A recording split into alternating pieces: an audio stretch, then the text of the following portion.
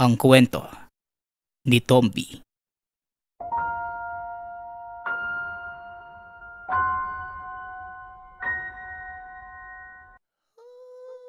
Ang kwentong ito ay mula sa isa nating tagapakinig. Naitago na lang natin sa pangalang Kim. Walang eksaktong taon. Probinsya ng Borongan. Tahimik ang buhay ng mag-amang sina Kim at Mang Bado. Kahit mahirap ang buhay, masaya naman silang mag-ama. Ngunit ang tahimik na pamumuhay ay bigla na lamang binalot ng kilabot.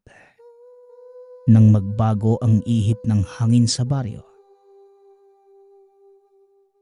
Alam mo ba, Kim, buhat nang lumipat yung matandang si Aling Bedet dito sa ating baryo. Binalot na ng hiwaga at kababalagan itong baryo natin na dati tahimik at payapa naman. Wika ni Mikmik, kaibigan ni Kim. Alam mo, tama ka, Mikmik. Mula nang lumipat niyang si Aling Bedet dito, bigla na lamang gumulo. Pakiramdam ko may mali sa kanya. Isang beses pa nga nakita ko siyang nakatingala sa buwan. May hawak na isang libro na para bang nagdadasal. Tugon ni Kim. Namangha naman si Mikmik sa sinabi ng kaibigan. Talaga? Grabe naman yan. Kung totoo man ang sinasabi mo, sigurado ako na isang aswang yan si Aling Bedet. Wika ni Mikmik. Huwag naman sana, Mikmik.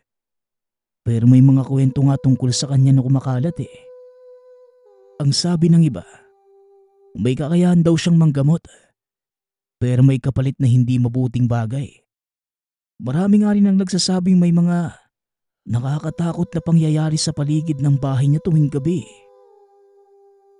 Tugon ni Kim. Samantalang si Mang Bado naman, nakikinig lamang sa usapan ng dalawa habang nagtitimpla ng kape. Ilang sandali pa ang lumipas. Bigla na lamang itong sumali sa usapan.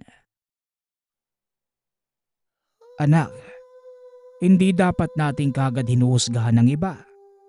Baka may dahilan kaya ganun ang inaasta ng kapitbahay natin. Maaaring may pinagdadaanan si Aling Bedet na hindi natin alam. Sabat ni Mang Bado. Napaisip naman ang dalawang magkaibigan sa sinabi ng ama. Naisip nila na tama naman ito. Baka meron dahilan si Aling Bedet sa mga kilos at gawi. Kaya kinabukasan, habang naglalakad si Kim papunta sa tindahan, bigla siyang naabutan ng isang batang may dalang gamit. Kuya, tulungan niyo po ako. May kailangan po akong sabihin tungkol kay Aling Bedet. Wika ng bata. Nagulat si Kim sa biglaang paglabas nito at sa mga sinabi. Anong meron tungkol kay Aling Bedet? Anong kailangan mong sabihin? Tanong ni Kim. Si Aling Bedet po, hindi po siya masama tulad ng iniisip ng marami. Pero meron po siyang tinatagong lihim na hindi dapat malaman ng mga tao dito sa baryo. Tugon ng bata. Teka, anong lihim yon? At bakit mo alam? Nagsasabi ka ba ng totoo o hindi? Baka naman gawa-gawa mo lang ang mga sinasabi mo. Wika ni Kim. Ngunit mariing umiling ang bata. Naging tagabantay po ako ng bahay niya noon. Nakita ko po ang isang kwarto sa likod ng bahay niya na puno ng mga aklat at gamit na hindi pangkaraniwan. At isang gabi po, nakita ko siyang nagdarasal sa isang altar. Hindi po siya masama, Kuya Kim. May pinaglalaban nga po siya. Lahat ng kumakalat na balita hindi po yun totoo. Paliwanag ng bata. Napaisip si Kim sa mga narinig. Naisip niya na marahil merong dahilan si Aling Bedet sa kanyang kinikilos at gawi. At mukhang may kinalaman ang mga aklat at ritual niya sa pag-aalaga ng lihim na yon. Salamat sa pagpapaliwanag ah. Hindi ko inaasahan na merong ganitong kwento sa likod ng lahat. Kailangan namin pag-usapan to na maayos si Tatay at Mikmik. Wika ni Kim. Nagpa siya ang binata na hanapin ng ama. Ipinalam nito kay Mambado ang lahat ng natuklasan. Sigurado niyang magiging interesado rin ito sa lihim ni Aling Bedet. Hanggang sa nakita niya ang ama kasama ang kaibigang si Mikmik. Naroon sila sa labas ng tahanan. Kaagad na tumayo si Mikmik at nilapitan ang kaibigan. Saan ka galing? Bakit pawis na pawis ka yata? May nangyari ba sa'yo?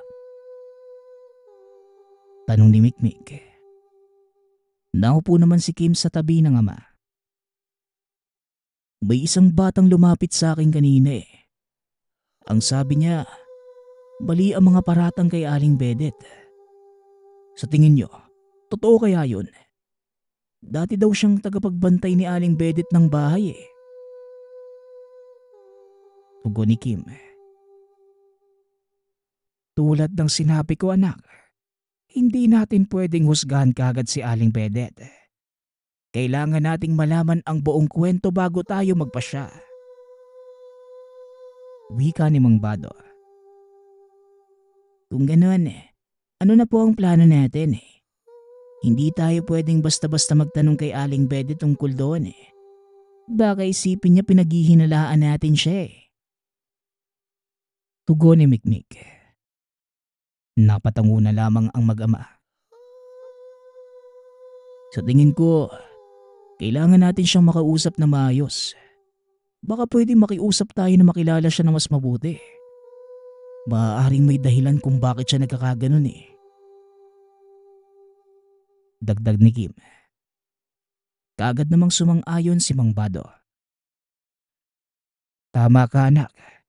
Sa palagay ko magandang pagkakataon nito para ipakita na handa tayo makinig at umunawa. Siguro, pagdala na din tayo ng konting pagkain bilang pasalubong at kausapin siya ng mahinahon. Tugon ni Mang Bado. Nagpa siya ang tatlo na puntahan si Aling Bedet kinabukasan upang maayos na makausap. Kinabukasan, bit-bit ang ilang prutas at pagkain. Pumunta ang tatlo sa bahay ni Aling Bedet. Pagkarating sa tahanan nito, kumatok si Mang Bado sa pinto. Ilang sandali pa ay bumukas ang pinto at sumilip si Aling Bedet. Nagulat siya sa pagdating ng mga panauhin, pero hindi naman ito nagalit. Magandang araw sa inyo. Ano ba ang may paglilingkod ko? May kailangan ba kayo sa akin? Tanong ni Aling Bedet. Magandang araw rin po, Aling Bedet. Dais ko lang po sanang makilala ka ng mas mabuti. Nagdala na din kami ng konting pagkain at sana mapagbigyan mo kami ng konting oras para makausap ka. Tugon ni Mang Bado. Napansin naman ni Aling Bedet ang kanilang sinseridad. Kaya ngumiti ito at pinapasok ang tatlo sa loob ng tahanan. Salamat sa inyong pagdalaw. Nakakatuwa naman at nais niyo akong makilala. Sige, pumasok kayo at mag-usap-usap tayo. Kayo pa lamang ang unang kapitbahay ko na nagpunta dito sa tahanan ko. Wika ni Aling Bedet. Habang nag-uusap, unti-unti nilang nalaman ang tunay na kwento ng matanda. Napag-alaman nilang siya ay isang albularyo at may kaalaman sa sinaunang mga ritual at gamutan. Ang mga aklat sa tahanan ay para sa kanyang layunin na makatulong sa mga may sakit at nangangailangan.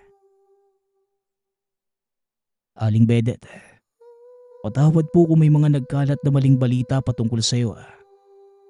Ngayon po, naiintindihan na namin ang layunin mo. Nagpapasalamat po kami sa pagtanggap niyo sa amin. Maging kami ay muntik nang maniwala sa mga sinasabi ng iba eh. Mabuti na nga lang palaging sinasabi ni tatay na wag bang huhusgan ng kapwa. Wika ni Kim. Walang anuman mga anak. Ang mahalaga ay nagkakaintindihan na tayo. Palagi niyong tatandaan na hindi lahat ng nakikita kaagad nating huhusgahan. May mga bagay na dapat nating alamin at unawain muna. Wala naman sa akin na mga sinasabi ng mga tao. Wala naman akong ginawang masama kaya hindi ako dapat mangamba. Tugon ni Aling Bedet. Napatango na lamang ang tatlo. Matapos ang pag-uusap na yon ay palagi nang nasa tahanan ni Aling Bedet sina Mikmik at Kim. Palagi silang nakikinig sa mga kakaibang kwento ni Aling Bedet. At ang mga kabaryo nila ay nagsimula ng magtaka. Hanggang sa isang araw, isang grupo ng kalalakihan ang lumapit kila Kim at nagtanong patungkol sa pagkatao ni Aling Bedet. Ngunit dahil hindi maaaring malaman ng iba ang pagkatao ni Aling Bedet bilang isang albularyo, sinabi na lamang ng magkaibigan ang kabutihan ng ginang. Si Aling Bedet, mabuti siyang kaibigan at palagi siya nagkukwento sa amin patungkol sa mga karanasan niya. Talaga namang kaaya-aya ang mga likha niyang kwento. Wika ni Mikmik. Narinig naman ito ng ibang mga kabaryo. Dahil sa sinabi ng binata, nagbago ang tingin ng mga tao kay Aling Bedet at nagsimula na itong makipagkaibigan sa kanya. Labis naman ang pasasalamat ni Aling Bedet sa dalawa. Nangako itong poprotektahan niya ang magkaibigan laban sa kasamaan. Habang lumilipas ang mga araw, nagiging mas malapit sina Kim at Mikmik kay Aling Bedet.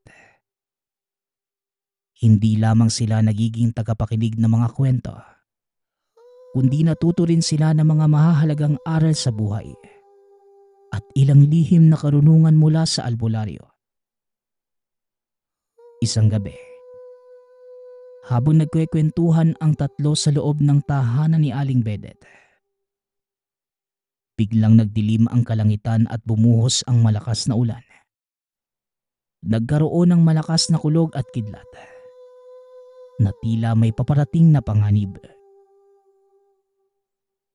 Kim, Mikmik, may nararamdaman akong masama. Parang may hindi magandang mangyayari ngayong gabi. Kailangan nating maghanda. Biglang wika ni Aling Bedet. Ginabahan ang magkaibigan nang marinig ito.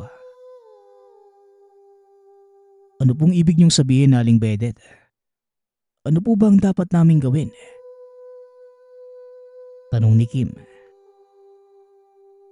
Meron akong ilang proteksyon na pwede nating gamitin. Kailangan ko ang inyong tulong para maihanda ito. Susubukan nating labanan ng anumang masamang puwersa na parating.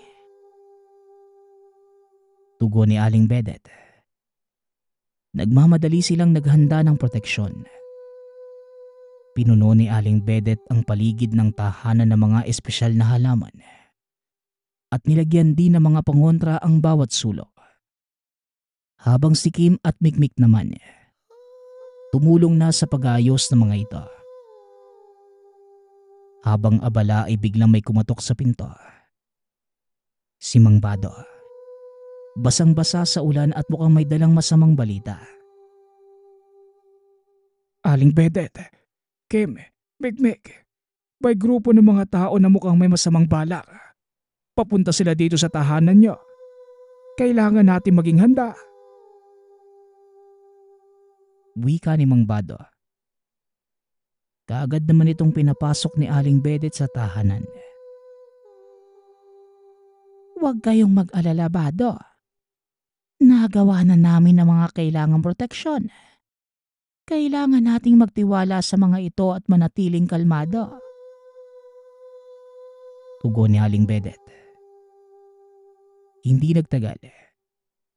Narinig nila ang mga yabag ng mga taong papalapit sa tahanan. Naroon ang grupo ng mga kalalakihang nagtanong kina Kim at Mikmik noong isang araw. Ngunit ngayon, galit na galit ang mga ito at may dala pang mga sulong nagliliyab. Aling Bedet! Lumabas ka riyan at hindi namin papayagang manatili ang isang mangkukulam sa aming baryo. Sigaw ng isa sa mga lalaki. Sa loob ng tahanan, umigpit ang hawak ni Kim at Mikmik sa mga anting-anting na binigay ni Aling Bedet. Habang yung matanda naman, nagsimula na ito ng isang tahimik na dasal. Sa labas ng tahanan, biglang naglaho ang mga apoy ng sulong hawak ng mga lalaking nagagalit. Nabigla ang mga ito at nagsimulang magtakbuhan palayo. Natatakot sa mga hindi nila maipaliwanag na pangyayari. Ano yun, Aling Bedet? Anong ginawa mo? Paano mo nagawa ang mga bagay na yon? Tanong ni Mang Bado. Hindi ako ang gumawa nun, Bado. Ang mga proteksyon na nilagay namin ang nagtaboy sa kanila. Hindi yun masamang mahikang itim, kundi lakas ng kabutihan at kalikasan. Tugon ni Aling Bedet. Matapos ang gabing yon, umuwi na ang tatlo at inakala nilang tapos na ang lahat. Ngunit lingid sa kanilang kaalaman, nagsisimula pa lamang pala. Makalipas ang ilang buwan matapos ang gabing yon, sunod-sunod ang pagkawala ng mga tao at walang nakakaalam kung saan nagpunta ang mga ito. Isa sa mga lalaking sumugod sa tahanan ni Aling Bedet ang nagsalita. Alam ko kung sino ang may gawa nito. Si Tandang Bedet. Pumunta kami sa tahanan niya ilang buwan na ang nakakaraan at hindi namin maipaliwanag. Bigla na lamang namatay ang apoy na dala-dala namin. Sa tingin ko, siya lamang ang maaaring may gawa nito. Pagbibintang ni Kokoy. Kaagad namang tumaliwas si Mikmik at Kim. Walang kinalaman si Aling Bedet sa mga pagkawala ng mga tao. Siya pa nga ang tumutulong sa atin para maiwasan ang kapahamakan eh. Tugon ni Kim. Tama si Kim. Kilala namin si Aling Bedet at hindi siya gagawa ng masama. Kailangan nating hanapin ang tunay na dahilan ng mga pagkawala. Imbes na pagbintangan natin yung matanda. Dagdag ni Kim. Kung gayon, paano nyo ipapaliwanag ang mga pagkawala? Baka binabaliwala nyo ang panganib na dulot ni Aling Bedet. Pagpupumilit ni Kokoy. Habang si Mang Bado naman, tahimik lamang na nakikinig. Hanggang sa lumapit na ito at nagsalita ng mahinahon. Kokoy, ang paghusga ng walang sapat na ebidensya ay maaaring magdala ng mas malaking kapahamakan. Bago natin pagbintangan si Aling Bedet, hanapin natin ang tunay na dahilan ng mga pangyayari. Payo ni Mang Bado. Sumang-ayon naman ang lahat ng taong naroon. Napaling ang kanilang usapan sa plano kung paano nila matutukoy ang dahilan ng mga pagkawala. Nagpasya silang magbantay sa gabi. Magmamasid sa paligid ng baryo. Pagsapit ng gabi, nagtipon ang grupo kasama sina Kim, Mikmik, Mang Bado at ilang mga kabataan sa baryo. Habang nagmamasid sa paligid, napansin nila ang isang kakaibang liwanag sa gubat na may kalayuan sa kanilang mga tahanan. Teka, tignan niyo yun oh. Ano kaya ang pinagmumula ng liwanag na yun? Ngayon ko pa lamang nakita yan. Wika ni Kim, sabay turo sa nakita. Mukhang may kakaibang nangyayari doon. Tara, puntahan natin. Siguradong may malalaman tayo doon. Tugon ni Mikmik. Dahan-dahang naglakad papunta sa gubat ang magkaibigan. Hawak ang mga anting-anting na bigay ni Aling Bedet.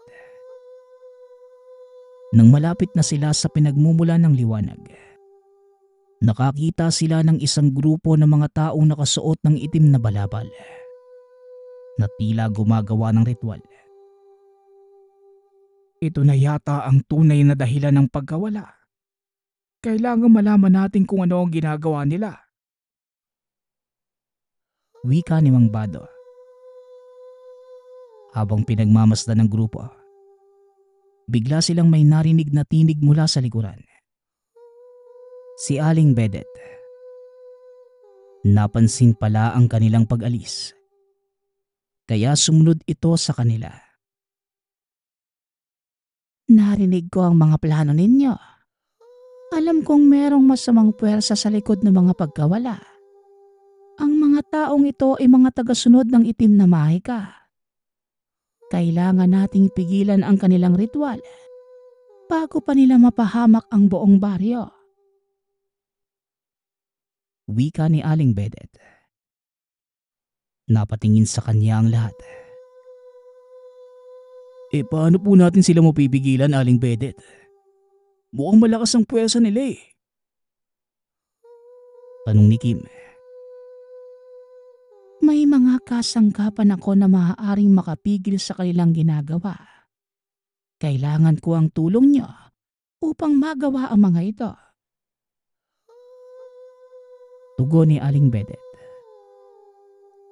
Naghanda sila ng mga proteksyon at sumugod sa gitna ng ritual. Sa tulong ng mga dasal ni Aling Bedet, nagawa nilang pigilan ang mga tagasunod ng itim na mahika na sumasamba sa demonyo. Isa-isa itong nagbagsakan at ang liwanag na galing sa ritual ay naglaho. Nang matapos ang lahat, bumalik na ang mga ito sa baryo. Dala ang mga natutunan mula sa kanilang pakikipagsapalaran. Ibinaliwanag ni Aling Bedet sa mga tao ang tunay na nangyayari at ang dahilan ng mga pagkawala. Sa wakas, natagpuan natin ang katotohanan. Maraming salamat, Aling Bedet, sa iyong tulong at sakripisyo. Wika ni Mang Bado. Walang anuman, Bado. Ang mahalaga, natuto tayong magtiwala at magkaisa. Tugon ng matanda na hindi naman nagustuhan ni Kokoy. Galit na galit ang lalaki na umalis at nagpunta sa mga kasamahan niya. Mga walang hiya! Alam na ni Bedet ang aking tunay na pagkatao. Sigurado kong hahanapin niya ang kuta natin kaya maghanda na kayo. Wika ni Kokoy. Ningid sa kalaman ng mga kabaryo na isa itong aswang at pinuno ng mga sumasamba sa itim na mahika. Inakala ng buong baryo na tapos na ang kapahamakan. Ngunit ramdam ni Aling Bedet na hindi pa ito tapos. Hanggang sa isang gabi, isasara na sana ni Kim ang pintuan ng tahanan. Nang bigla nilang sumugod si Kokoy kasama ang iba pang aswang at kinuha nito ang tatlo. Hindi dinadala ni Kim ang binigay sa kanila ni Aling Bedet. Kinabukasan, kagad kumalat sa buong baryo ang pagkawala ng tatlo. At nakarating kagad kay Aling Bedet ang mga nangyari. Kagad namang kumilos ang matanda. Hinanda ni Aling Bedet ang pentakel na medalyon na palagi niyang kasama sa tuwing lumalaban. Kaagad ding humingi ng gabay si Aling Bedet sa medalyon upang mahanap ang kinaroroonan ng mga kaibigan. Sa gitna ng tahimik na gabi, habang hawak ang pentakel na medalyon ay nanalangin si Aling Bedet. Nagliwanag ang medalyon at nagsimulang kumislap. Ramdam ng matanda ang kapangyarihan nito at ang gabay na binibigay ng mga elemento ng kalikasan at espiritu. Mga espiritu ng kalikasan, gabayan niyo ko sa paghahanap sa aking mga kaibigan. Bigyan niyo ko ng lakas at liwanag upang matagpuan sila at mailigtas mula sa kapahamakan. Dasal ni Aling Bedet. Habang patuloy lamang sa pagdarasal, naramdaman ni Aling Bedet ang isang matinding enerhiya na nagmumula sa medalyon. Isang malinaw na larawan ang lumitaw sa isipan. Isang lumang kubo sa gitna ng kagubatan, kung saan nakita niya ang tatlo na nakatali at tila walang malay. Kaagad tumayo si Aling Bedet. Nagmamadaling naglakad at pumasok sa kagubatan. Hindi nagtagal. Narating niya ang lugar na nakita sa pangitain. Malayo pa lamang, nakita niya ang kubo na napapaligiran ng mga aswang na nagbabantay. Kailangan kong maging maingat. Hindi ko sila maaaring labanan ng harapan. Kailangan kong gamitin ang kapangyarihan ng medalyon upang mailigtas sila. Wika ni Aling Bedet sa sarili. Dahan-dahang lumapit ang matanda sa kubo. Inilagay ang pentakel na medalyon sa lupa at nagsimulang magdasal. Unti-unti, ang paligid ng kubo ay nabalot ng isang liwanag na tila nagtataboy sa mga aswang palayo. Napatras sa mga aswang, natatakot sa kapangyarihang nagmumula sa medalyon. Sa loob ng kubo, nagising sina Kim, Mikmik at Mang Baldo sa liwanag na nagmumula sa labas. Nakita nila si Aling Bedet. Naglalakad papunta sa kanila, bitbit ang medalyon. Aling Bedet, salamat sa pagdating niyo. Akala namin wala nang pag-asang makatakas pa kami. Wika ni Kim at hindi na napigilang tumulo ang mga luha sa mata. Hindi ko naman kayo papabayaan. Gamit ang medalyong ito, mapapalaya ko kayo mula sa kapangyarihan ng mga aswang. Tugon ni Aling Bedet.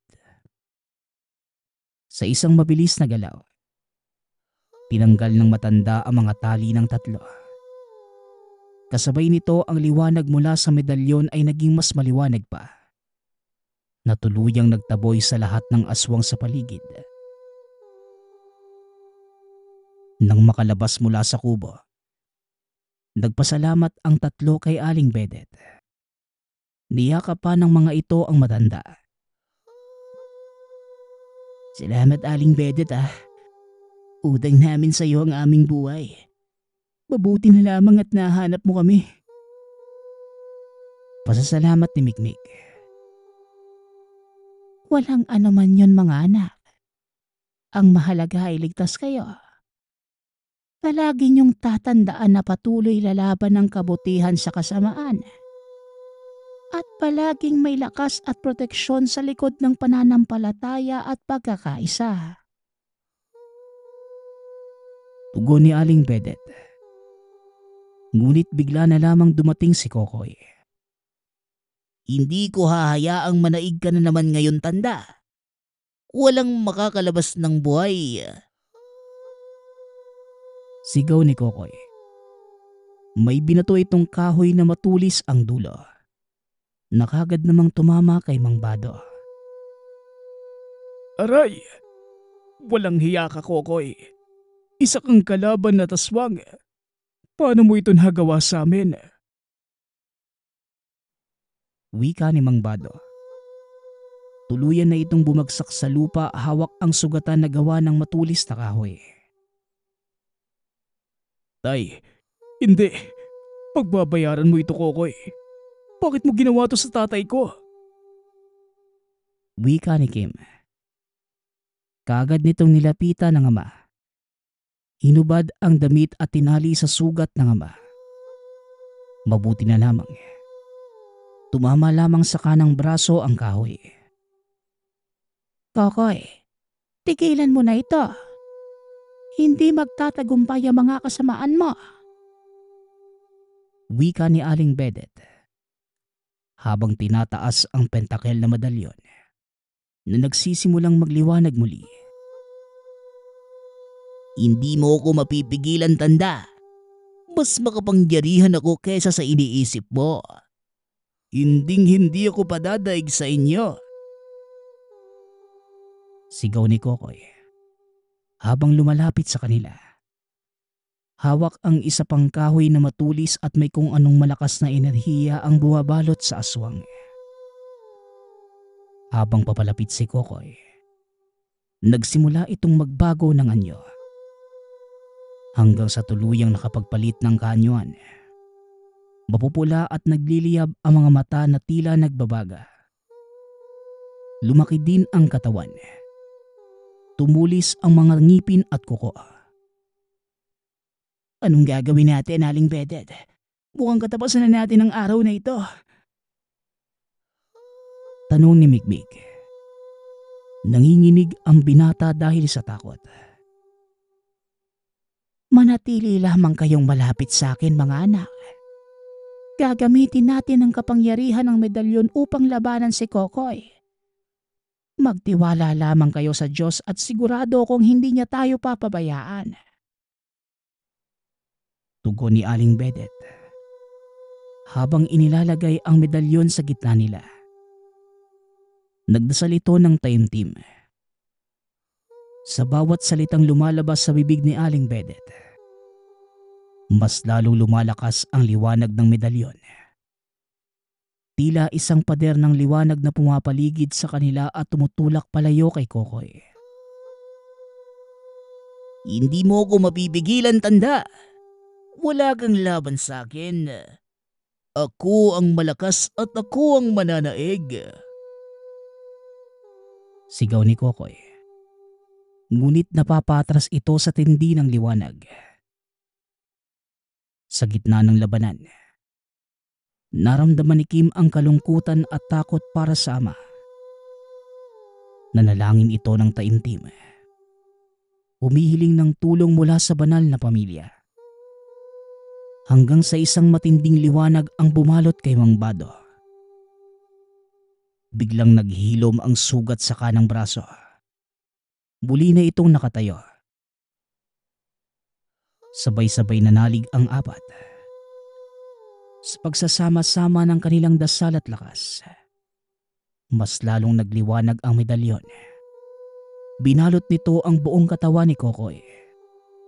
Napasigaw ito sa labis na sakit at takot. Hanggang sa unti-unting humihina ang pagsigaw ni Kokoy.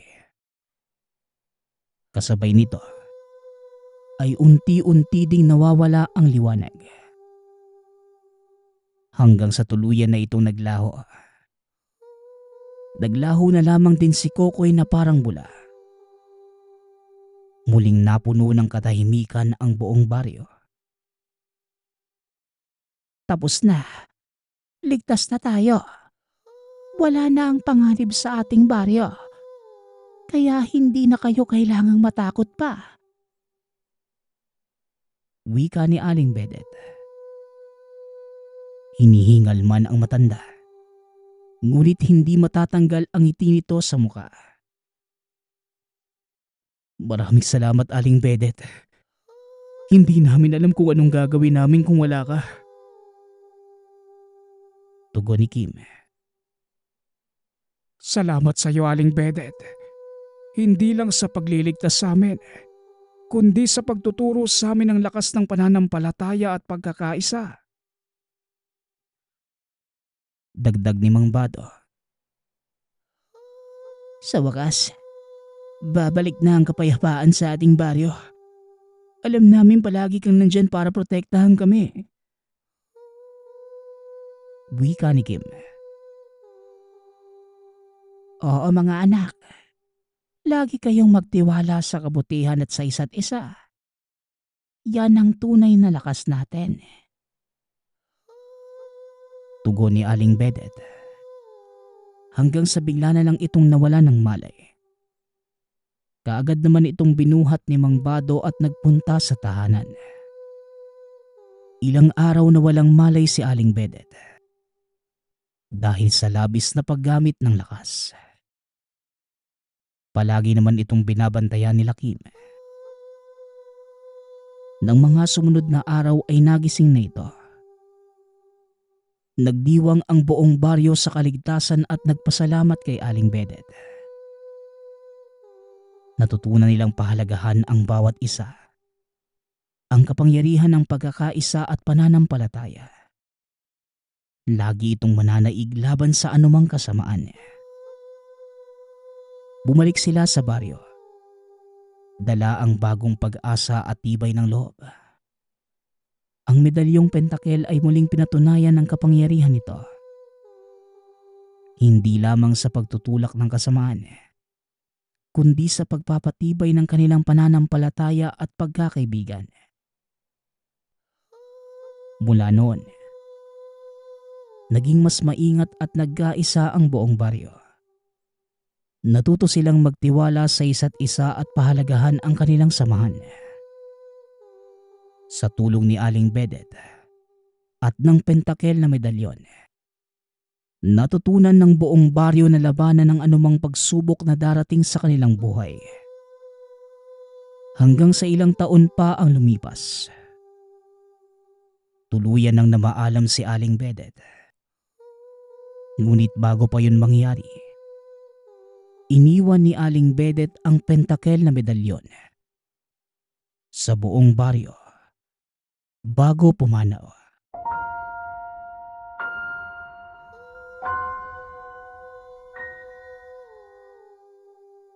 Ang kwentong ito ay mula sa isa nating tagapakinig na itago na lang natin sa pangalang Ian. Taong 1991. Antique. Anak ng isang mag-aapog itong si Ian sa bayan ng Hamtig. At bilang nag-iisang lalaki, ito ang katuwang ng ama sa gawain. Kadalasang naroon sila sa kabundukan upang manguha ng mga batong ginagawang apog.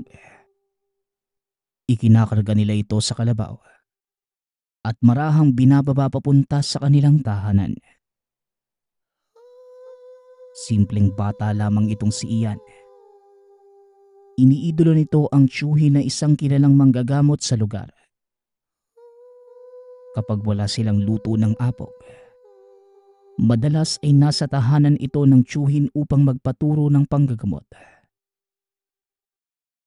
Ngunit ayaw ng ama na maging isang manggagamot si Ian dahil hindi nito kakayanin ang mga pagsubok. Ngunit iba ang nakikita ng tiyuhin sa kanya. Bukod sa talagang tutok ang binata sa mga nais niyang matutunan, napakabilis pa nitong matuto. At kakibat ng kaalaman sa panggagamot ay ang karunungan sa mga dasal. Noong una ay nag-aalangan pang magturo ang tiyuhin ng mga orasyon dahil inaalala nito ang kaligtasan ng binata. Iniisip na baka hindi kayanin ng dunga ni Ian ang presensya ng mga dasal. Pero laking gulat ng tiyuhin nang minsan niyang narinig itong nag-uusal ng mga dasal pang proteksyon sa pasyenteng hinihilot ng binata. Teka Ian, saan mo natutunan ng mga dasal na yan? Sino ang nagturo sa'yo? Tanong ng tiyuhin na nagngangalang Crisanto. Di sa inyo po, tiyo. Narinig ko po kasing nag-uusal po kayo pagkatapos mong manggamot eh. Tugon ng binata. At simula noon ay tinuruan niya ng iba pang dasal si Ian. Isa na dito ang dasal pang tawag o pang-akit ng mutya na naging paraan para makuha ng binata ang pinakauna niyang gamit. Minsan isang hapon, habang nagkakarga ng mga batong lulutuin ng ama, nang bigla na lang kumulimlim ang kalangitan at nagsimulang kumidlat. Bigla niyang naalala ang dasal na tinuro sa kanya. Inusal ito ng binata. Matapos mag-usal ay nag-antay siya ng ilang minuto. Maya-maya pa, bumulusok mula sa kalangitan ng isang kidlat. Tumama ito sa isang puno ng nyog malapit sa kanya. Ramdam ni Ian ang bahagyang pagyanig ng lupa dahil sa pagtama nito sa puno. Kitang-kita ng binata na nagliliyab ang buhay na puno ng nyog. Kaya sigurado siyang bumaon dito ang pangil ng kidlat. Maya-maya pa, nabuwal ang puno. Dali-dali itong nilapitan ng binata at naganap. Sinuyod niya ang natutupok na puno at sa bandang ibaba, nakita ni Ian ang isang maliit na nagbabagang bato. Dinampot niya ito gamit ang isang pares ng patpat. Inihagis niya sa sapa. Mababaw lang naman ang sapang yun kaya kitang-kita niya kung paanong unti-unting namamatay ang baga. Tumambad sa kanya ang isang pabilog. Makinis at kulay itim na bato. Alam niya sa sarili na mga sandaling yun, ito na ang pangil ng kidlat. Kagad itong dinampot ni Ian at binalot sa tela. Matapos sakutin ang mga batong gagawing apog, kagad siyang nagpunta sa bahay ng tiyuhin para ibalita ang nakuhang mutya. Nanlaki ang mga mata ni Crisanto nang masilayan ang hawak na bato ng pamangkin. Pagaling Ian, hindi nga ako nagsayang ng panahon sa pagtuturo sa iyo. Pero ayoko malalaman ng iba na nakakuha ka ng isang butya. Dahil siguradong magtatangka silang agawin ito sa iyo. Wika ni Crisanto.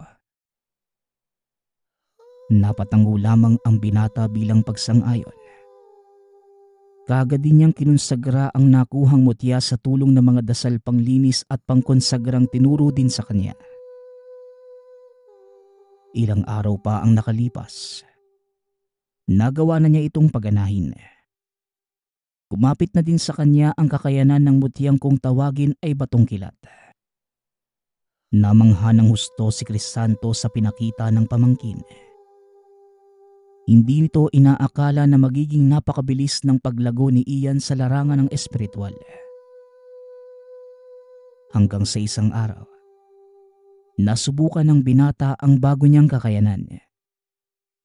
Nang minsan siyang sinamang maghatid ng mga sako ng apog ng ama. Hapon na sila natapos sa pagsisilid ng mga nalutong apog. Kaya medyo madilim na nakaalis sila sa lugar. Sakay ng isang karo, binaybay ng mag-ama ang daan papunta sa kabilang bayan. Naghanap pa ng mas mabilis na daan ang ama ni Ian para mas mabilis silang makarating. Mas maganda sigurong doon na lang tayo dumaan sa sapa, Ian. Mas mabilis at malapit ang daang yun. Baka gabihin tayo ng pag-uwi. Bag-aalala ang nanay mo. Wika ng tatay ni Ian na nagngangalang Mang Roger. Sumang-ayon naman ang binata.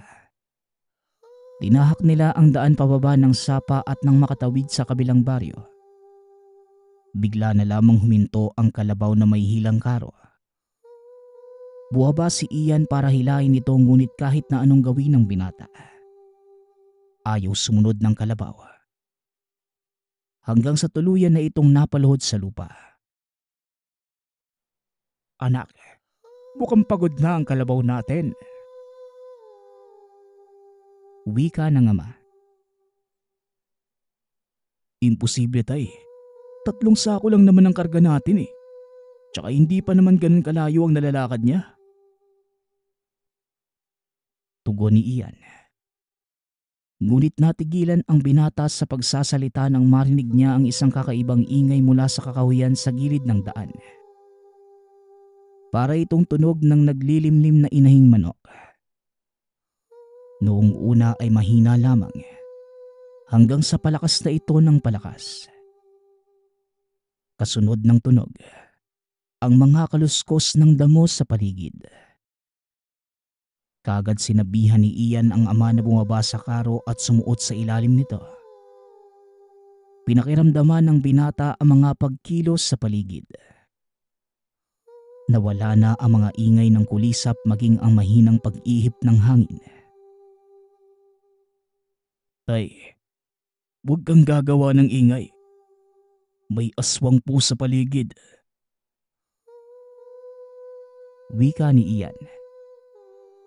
Matapos niya itong sabihin, kagad namang bumulaga sa harapan niya ang isang taong walang saplot. Nakatayo ang mga buhok nito at nanlilisik ang mga matang nakatitig kay Ian.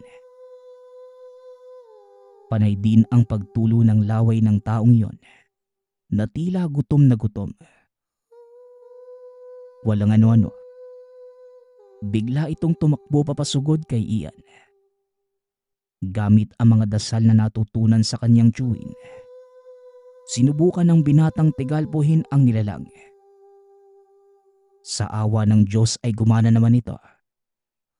Napaatras ang aswang na nagbigay ng pagkakataon kay Ian na kunin mula sa bulsa ang mutya. Dali-dali niya itong sinuot at nag-usal ng mga dasal. Umangil ng napakalakas ang elemento. Muli nitong sinugod ang binata. Muli niya itong binato ng tigalpo. Napahinto ang aswang sa pagsugod. Naglakad papalapit si Ian sa nilalang habang inuusal ang mga dasal pamparusa ng mutya.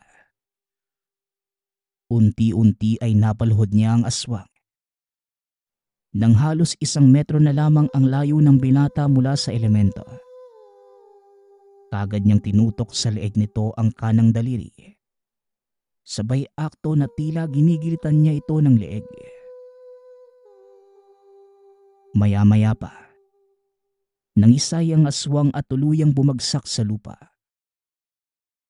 Dumampot ng kaperasong kahoy ang binata at tinarak ito sa dibdib ng kalaban. Sinigurado kagad ni Ian na hindi na ito mabubuhay pa. Nang masiguradong patay na ang aswang, kaagad na din silang umalis sa lugar. Hindi na nila nagawa pang tumuloy dahil sa pangyayari. At dahil dito, namangha ng husto ang tatay ni Ian. Aba, tignan mo nga naman anak. Marami ka na din palang natutunan sa Tiyo Crisanto mo. Alam ko noong pinagbabawalan kitang maging kagaya niya. Pero ngayon, alam kong ito ang iyong tadhana. Kaya simula ngayon, wala ka nang maririnig pang pagtutol mula sa akin. Wika ni Mang Roger. Pagkarating sa tahanan ay masayang binalita ng ama ang kamanghamanghang ginawa ng binata. Kitang-kita ang saya sa mukha ni Mang Roger. Kaagad siyang binati nito. Matagal nang gusto ng ina na sumunod siya sa yapak ng tiyuhin. Iyan anak, alam kong mahirap ang pagsubok ng isang kagaya ng tiyuhin mo. Pero sa nakikita ko sa'yo, alam kong makakayanan mo yon.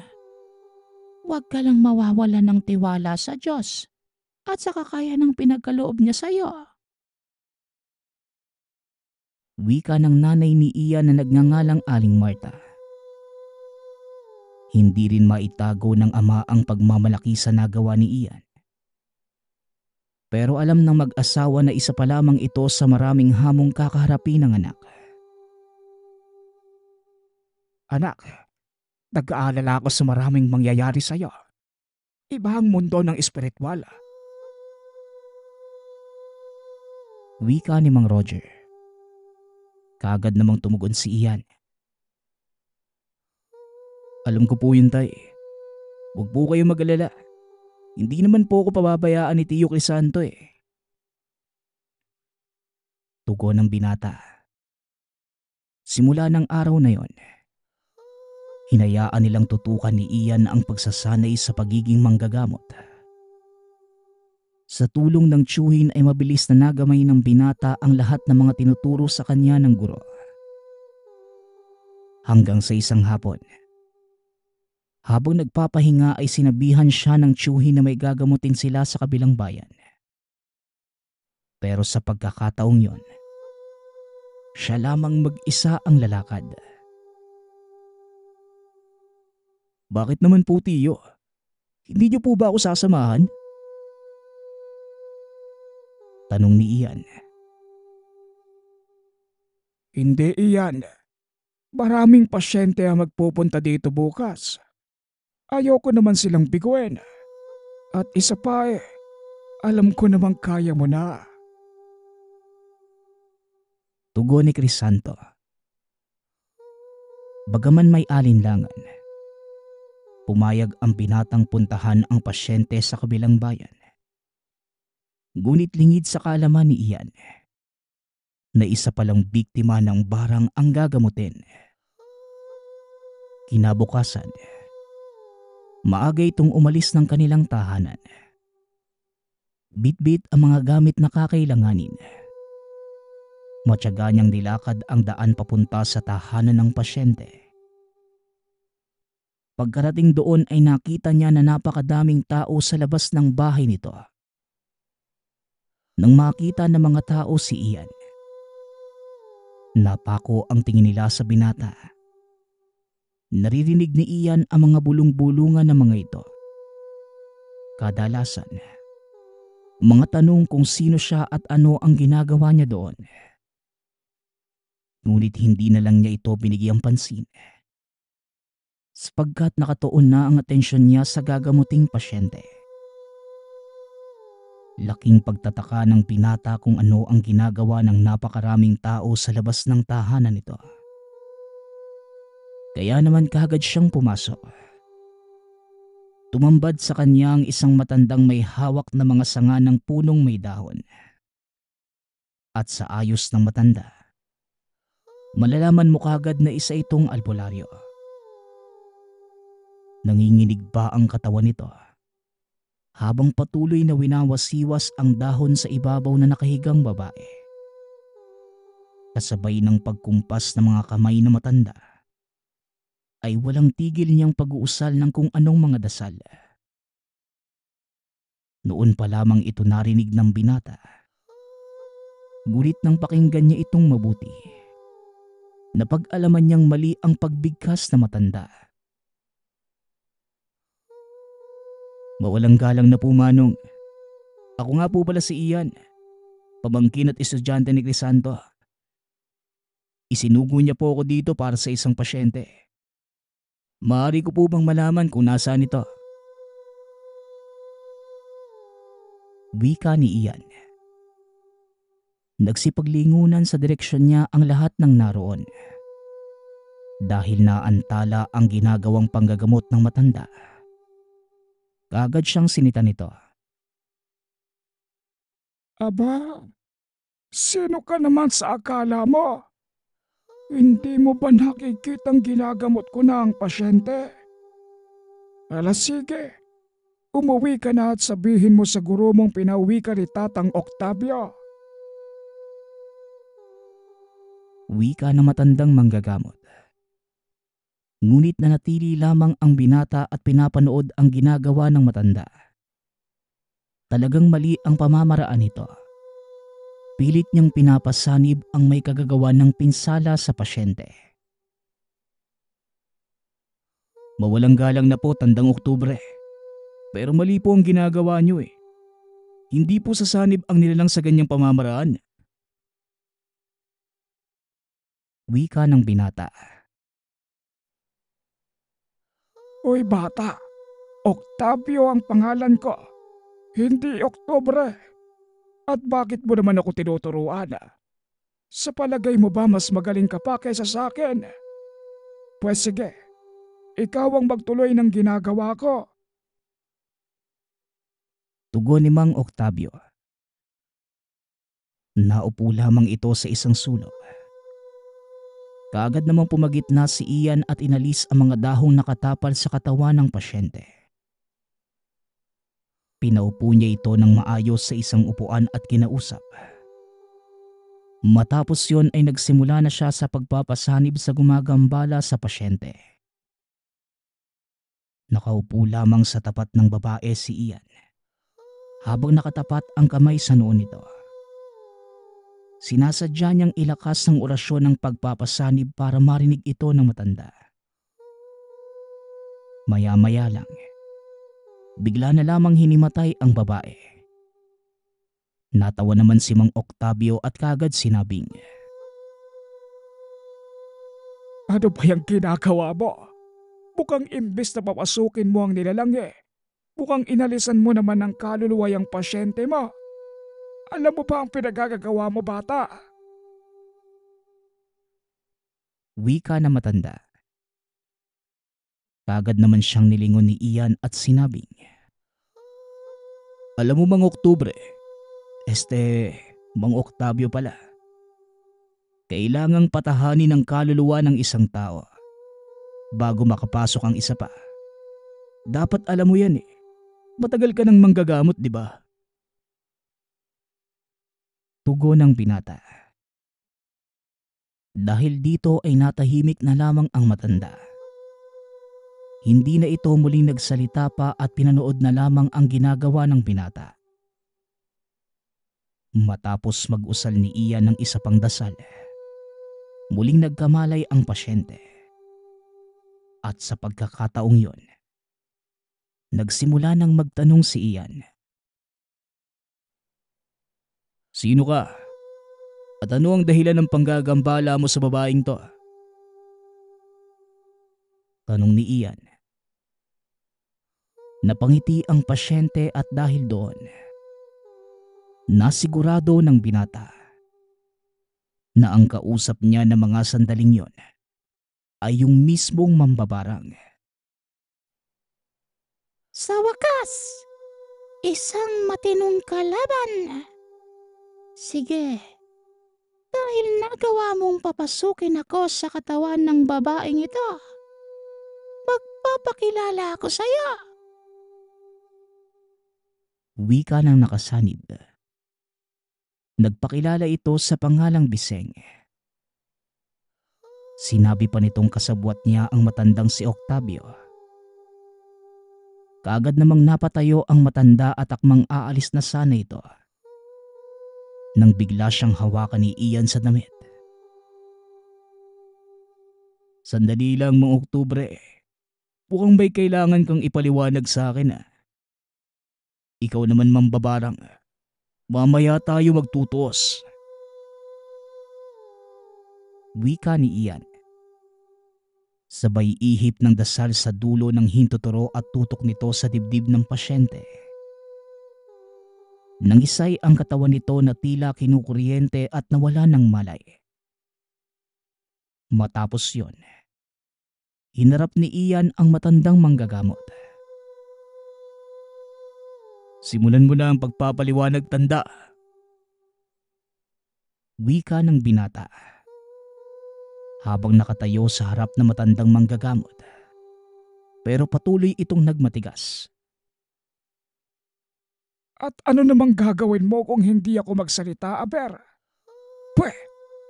Ang yabang mo. Baguhan ka pa lang sa panggagamot, ganyan ko nang umasta. Tugon ng matanda. Walang sabi-sabi, inilabas ni Ian ang ngipin ng kidlat. Nag-usal ng dasal sa palad. Idinampi ito sa noo ng matanda. Laking gulat ng mga nasa loob ng tahanan nang bigla na lang bumulagta si Mang Octavio sa sahig. Nasira pa ang inuupuan nitong bangko. Walang iya ka. Anong ginawa mo sa akin? Tanong ni Mang Octavio. Dahil hindi niya inaakalang titimbuang siya sa isang dampi lamang ng palad ng binata. Patikim pa lang po yan. Kaya kung ako sa inyo, magsasalita na ako habang maaga pa. Tugon ng binata. Kaagad umupo si Mang Octavio at nagsimula itong magkwento. Ang totoo, hindi naman ako manggagamot eh. Ginagamit lang ako ng kapatid kong mambabarang para kumita ng pera. Wika ni Mang Octavio. Dahil sa narinig ay nag-init ng gusto ang ulo ni Ian. Nag-usal ito ng dasal pang tigalpo na mutya ng kidlat. At walang pag-aalinlangan itong iniihip kay Mang Octavio. Nang isay ang matanda at kagad nawala ng malay. Matapos yon ay binaling niya ang pansin sa pasyente. Hinipan ang bunbunan nito at muling nagising. Ngayon mambabarang, nailigpit ko na ang kapatid mo. Siguro naman pwede na tayong magtos. Wika ni Ian habang hawak ang mutya. Nang masilayan ito ng pasyente, nanlaki ang mga mata nito. Ilayo mo sa akin yan. Sige, papayag ako sa gusto mong mangyari. Maghaharap tayo ng personal. Pero wag mo kong sisisihin sa maaaring mangyari sa'yo. Banta ng mambabarang. Pero bago pa man siya pinakawala ni Ian, sinabihan niya itong alisin ang sumpang binalot sa katawan ng pasyente. Kaagad naman itong ginawa ng mambabarang. At nang matapos yon, kumuha ang binata ng isang maliit na garapa sa bag. Inusalan ito ng dasal sabay tapat sa dibdib ng pasyente. Napasigaw naman ang nakasanib dahil kinuha pala ng binata ang kaperaso ng kaluluwa nito. Ito ang magsisilbing kasiguruhan para sa akin na hindi ka tatakas. Kaya kung ako sa'yo, makikipagharap ako. Dahil kung hindi, papatayin kita nang hindi mo nalalaman kung saan ako manggagaling. Banta ni Ian. Kaagad namang nagkamalay ang pasyente. Sa pagkakataong yon, maayos na itong nakakapagsalita. Alam ng binatang tuluyan ng gumaling ang pasyente. Kaya kagad na siyang nagpaalam para harapin naman ang mambabarang na si Biseng. Bago niya puntahan ang kinaroroonan ng mambabarang, nagpa siya muna itong umuwi sa tahanan ng tiyuhin para ipagbigay alam ang gagawin. Akmang aalis na sana nang bigla itong pigilan ni Crisanto. Sandali lang Ian. Sasama ako. Gusto kong makita kung paano mo dudurugin ang kaluluwa ng mambabarang na yon. Matagal ko na kasing gustong makaharap ang lintik na yan eh. Wika ni Crisanto. Dahil wala ng oras si Ian para makipagtalo, hinayaan na lamang niya ang tiyuhin. Kaagad na silang umalis at pumunta sa tahanan ni Biseng. Nasa gawing dulo ito ng kanilang baryo. Wala nang masyadong bahay sa gawing yon. Napapalibutan ito ng kawayanan. Marahan nilang pinasok ang lugar. At bago pa man tumuntong ang dalawa sa bakuran ng mambabarang, kaagad na itong lumabas. Mabuti naman at nagpakita ka. Hindi ko akalaing isa ka pa lamang paslit. Ang totoong dahilan kung bakit gusto kong makipagharap sa isang kagaya mo ay nais ko nang mamahinga. Wika ng matandang si Biseng. Nagulat ang magtiyuhin sa sinabi nito, kaya kagad napatanong ang binata. Teka lang manang, ano po bang ibig niyong sabihin? Nagtatakang tanong ni Ian. Pagod na ako sa naging buhay ko, binata. Gusto ko nang magpahinga. Pero walang manggagamot ang nakatalo sa akin. Maging ang kasama mo ngayon. At ikaw, nakikita ko sa iyo ang kakaibang kakayanang hindi ko pa nasisilayan sa napakadaming manggagamot na nakalaban ko.